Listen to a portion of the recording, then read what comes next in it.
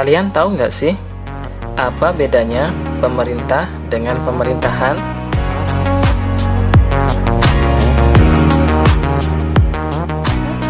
Dan mengapa dalam penyelenggaraan pemerintahan negara Republik Indonesia perlu adanya implementasi nilai-nilai Pancasila?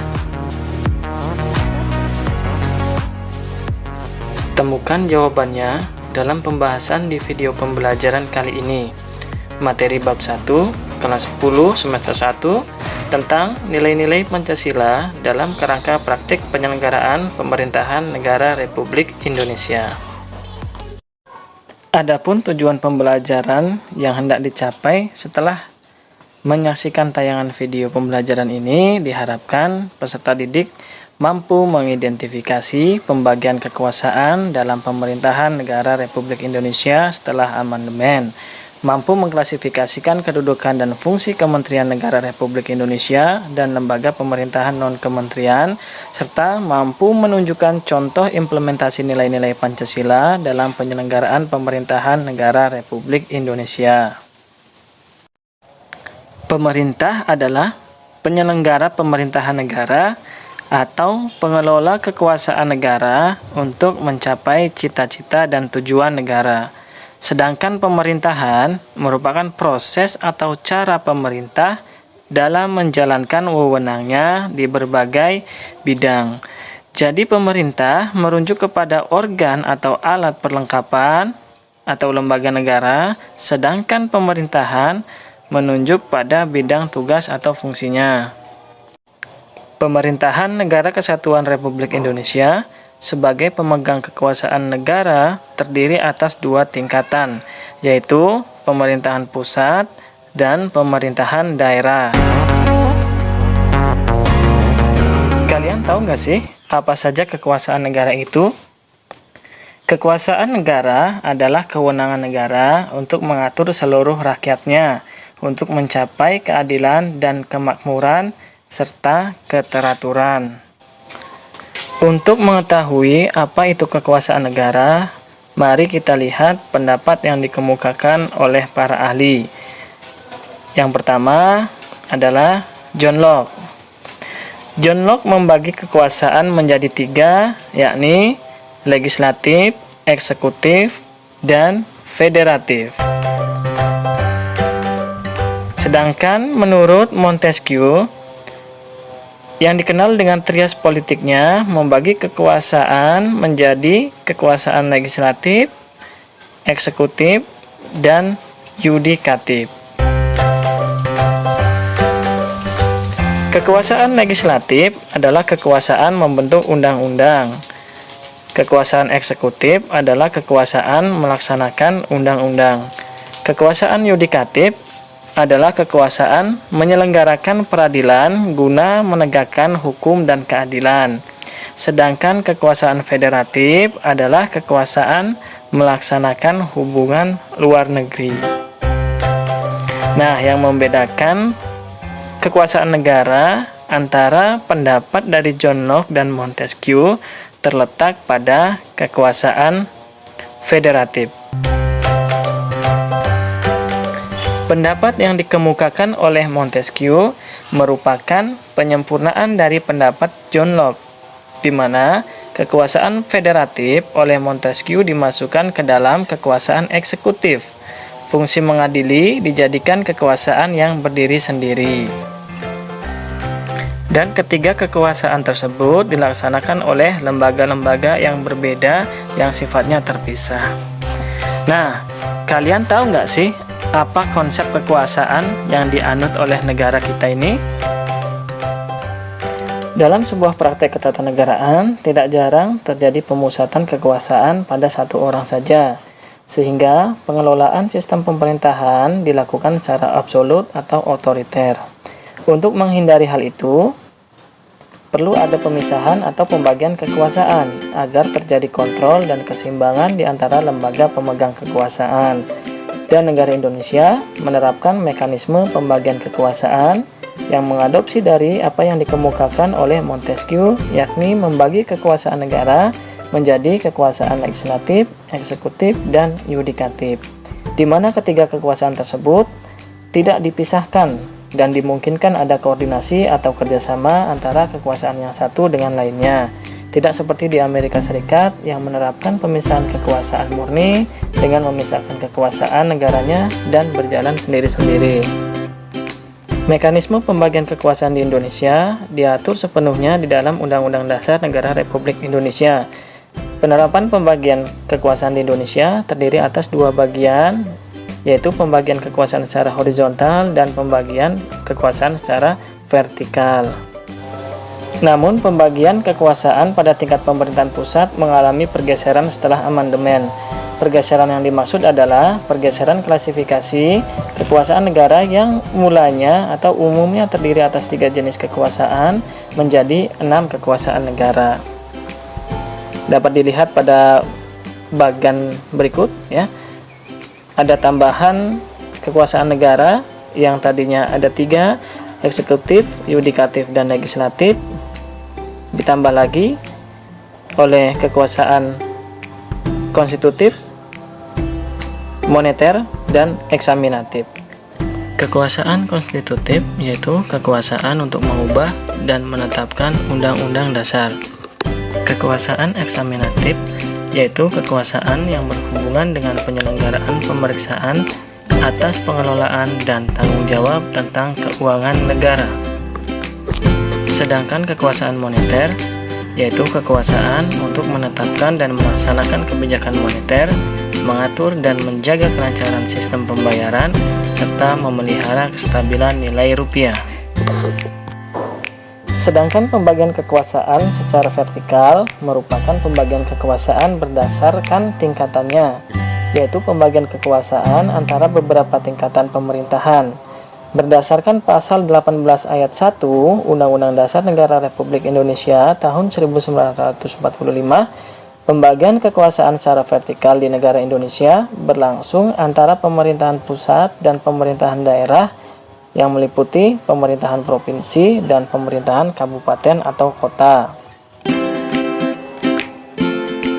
Pembagian kekuasaan secara vertikal muncul sebagai konsekuensi dari diterapkannya asas desentralisasi di Negara Kesatuan Republik Indonesia.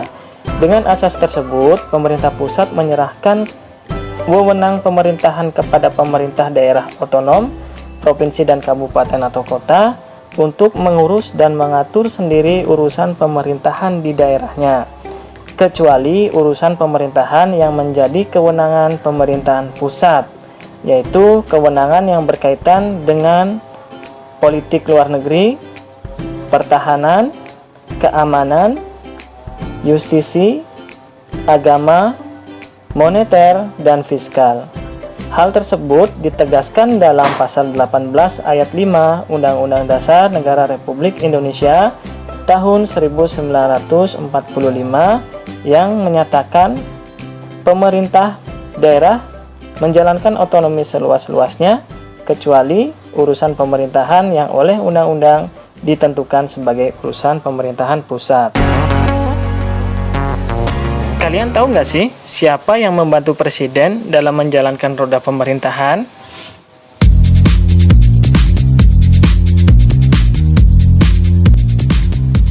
Pastinya kalian sudah tahu dong siapa yang membantu presiden dalam menjalankan roda pemerintahan di negara Republik Indonesia ini. Kalian masih ingat kan sistem pemerintahan yang diterapkan di Indonesia saat ini?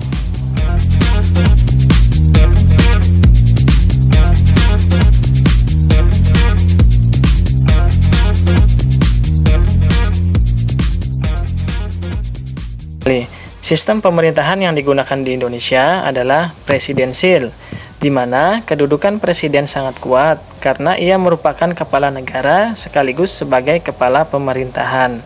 Presiden Republik Indonesia dalam menjalankan roda pemerintahan negara Republik Indonesia dibantu oleh seorang wakil presiden yang dipilih bersamaan dengannya melalui pemilihan umum serta membentuk beberapa kementerian negara yang dipimpin oleh menteri-menteri negara. Kalian tahu siapa presiden dan wakil presiden kita saat ini? Ya, betul sekali, Bapak Joko Widodo selaku kepala negara atau selaku presiden dibantu oleh Kiai Ma'ruf Amin sebagai wakilnya. Tugas dan kewenangan presiden sangatlah banyak. Oleh sebab itu, tidak mungkin presiden mengerjakan sendiri tugas-tugas tersebut.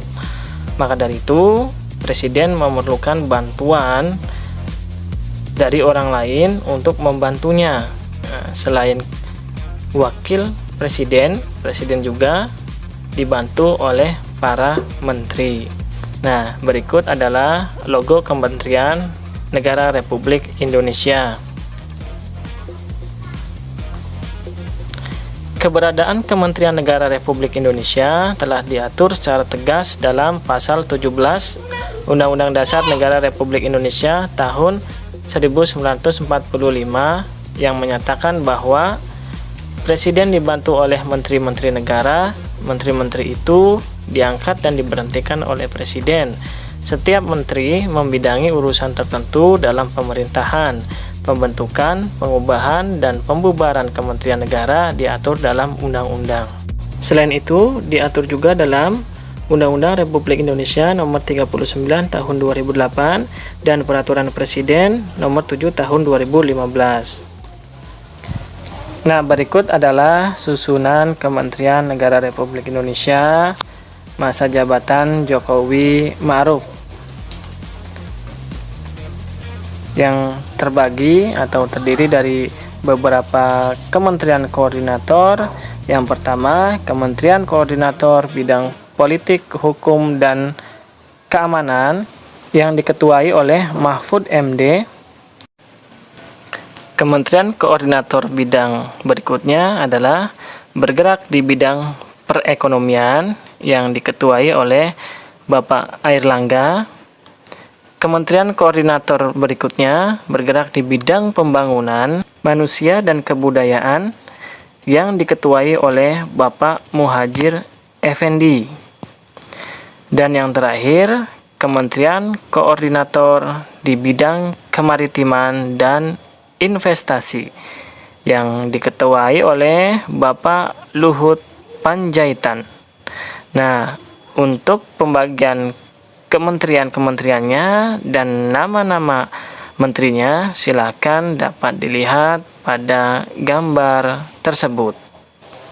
Selain memiliki kementerian negara, Republik Indonesia juga memiliki lembaga pemerintah non-kementerian yang dahulu namanya Lembaga Pemerintah Non-Departemen.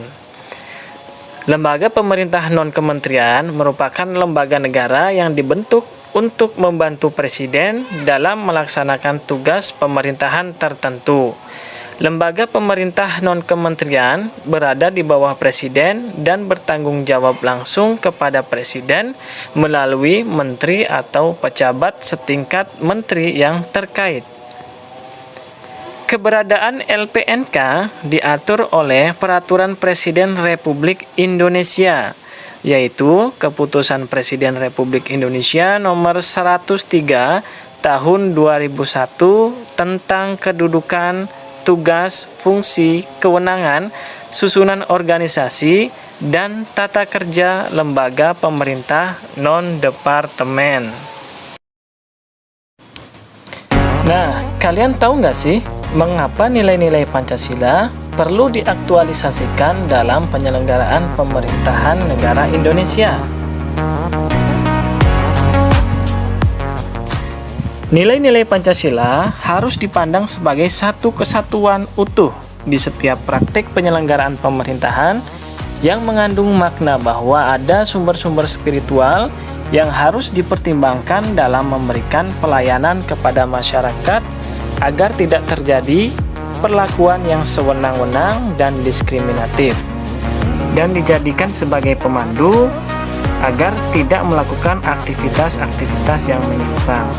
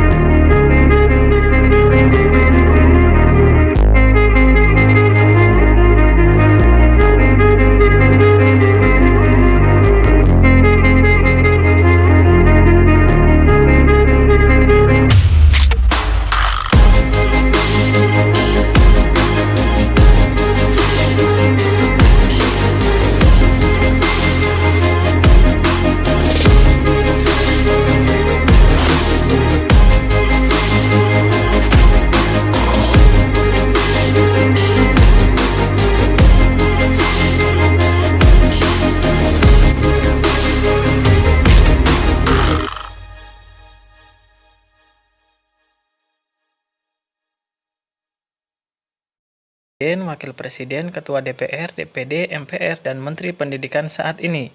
Terakhir, mengapa diperlukan adanya aktualisasi nilai-nilai Pancasila dalam praktek penyelenggaraan pemerintahan negara Republik Indonesia?